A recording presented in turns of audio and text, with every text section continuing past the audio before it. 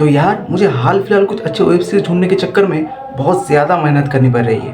तो इसलिए मैं समझ सकता हूँ जहाँ मुझे, जो कि ना इन सारी चीज़ों के ऊपर इतना ज़्यादा रिसर्च करता है, उसे इतनी मेहनत करनी पड़ रही है, तो तुम लोगों का क्या हालत होगा।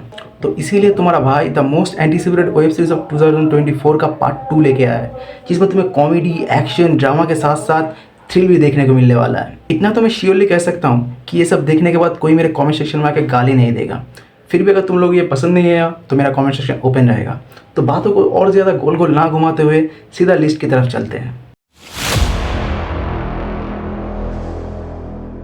जो मैं सोच रहा हूँ, जो करने वाला हूँ, सोच समझ के दायरे के बाहर। सबसे पहले 90s के ज़माने का एक बहुत बड़ा गैंगस्टर जो कि अपने पर्सनल रीजन के चलते अंडरवर्ल्ड से सारे रिश्ते नाते तोड़ के एक नॉर्मल ज़िंदगी जी रहा होता है। फिर कई सालों बाद उसके छोटे और एक लौते बेटे को झूठी मर्डर के आरोप में फंसा के उस टाइम के अंडरवर्ल्ड के सबसे बड़े डॉन फरीद जब उसे मारने का प्लानिंग कर रहा होता है, फिर वो अपने बेटे को बचाने के लिए और फिर से अंडरवर्ल्ड की बेताज बादशाह बनने के लिए वो क्या क्या करता है, ये आपको देखने मिलने वाला है G5 की द ग्रेट के मेनन सर की मुर्शिद वेब सीरीज़ में। सबसे पहले बता दो, इसमें बहुत सारे कैरेक्टर है जिन सब की कैरेक्टर बिल्डअप बहुत बढ़िया तरीके से की गई है।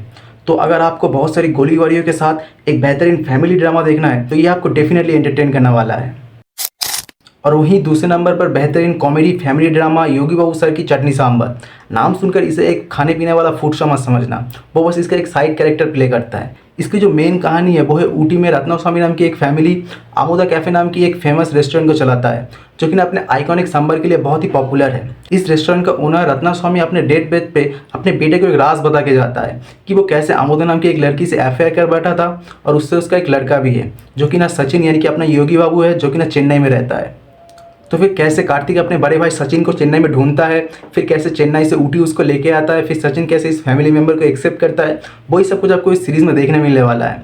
लेकिन सबसे पहले आपको बता दूं, जहां इस फैमिली ड्रामा में भाई भाई की, भाई बहन की, माँ बेटे की प्यार आपको इमोशनल करने वाला है, वहीं दूसरी तरफ योगी बाबू की बेहतरीन कॉमिक टाइमिंग आपको उतना ही हंसाने वाला, जो कि आपको डेफिनेटली एंटरटेन करेगा। अगर तुम्हें कुछ महसूस नहीं हुआ ना, अपन को उसको झाड़ू लेके मारने का मन।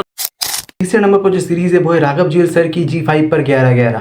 तो सीरीज़ में हमें देखने को मिलता है 3 क्राइम केसेस की कहानियाँ, जो कि ना पास्ट में बहुत पहले हो चुका है, लेकिन वो सारी केसेस अभी भी अनसॉल्व है। तो कैसे राघव जुएल की कैरेक्टर युग आर्या एक वॉकी टॉकी की मदद से रात को 11-11 बजे ट्रांसमिशन करके इन सारी केसेस को सॉल्व कर रहे हुए इंस्पेक्टर शौर्या की मदद से इन सारी केसेस को इस टाइम पे सॉल्व करता है, वो तुम्हें इसमें देखने को मिलेगा।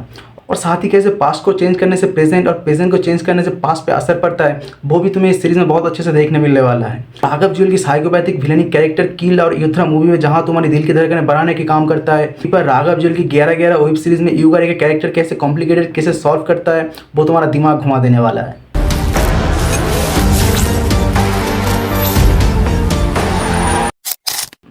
तो चौथी नंबर पर जो सीरीज़ है वो है इंडियन एम्बिशन हिस्ट्री में सबसे लंबा चलने वाले हाईजैकिंग के ऊपर IC-814 द कांदार हाईजैक, जिसमें तुम्हें विजय वर्मा, पंकज कपूर, नसीरुद्दीन शाह, अरविंद सामी, दिया मिर्जा, पत्थर लेखा जैसे कई बड़े बड़े स्टार देखने मिलने वाला है। तो इस हाईजैकिंग के पीछे का जो कड़वा सच है और इस हाईजैकिंग को कैसे अंजाम दिया गया है और साथ ही इस हाईजैकिंग के पीछे टेररिस्टों का असली मकसद क्या है, वो तुम्हें ये सीरीज़ फुल्ली एक्सप्लेन करके दिखाता है। तो तुम अगर एक हाई एक्टिंग ड्रामा के साथ एक बेहतरीन सीरीज़ की तलाश में हो तो नेटफ्लिक्स पर ही IC-814 द कांदार हाईजैक तुमको डेफिनेटली अमेज करने वाला है।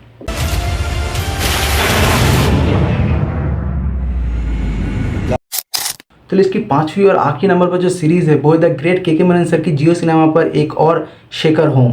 तो 6 एपिसोड की इस सीरीज़ में तुम्हें हर एक एपिसोड में एक नई नई क्राइम की कहानी देखने को मिलेगी और साथ ही शेखर होम की कैरेक्टर इस सारी क्राइम केसेस को कैसे चुटकी बजाते ही सॉल्व करता है, वो तुम्हें डेफिनेटली एंटरटेन करने वाला है।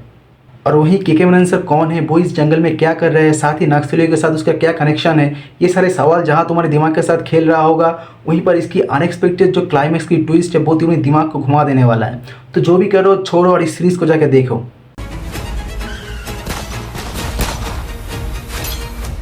आज के लिए बस इतना ही। वीडियो अच्छा लगा हो तो वीडियो को लाइक करें, कमेंट करें, शेयर करें और साथ ही हमारे इस चैनल को सब्सक्राइब करके बेल आइकन को भी ज़रूर दबा दें।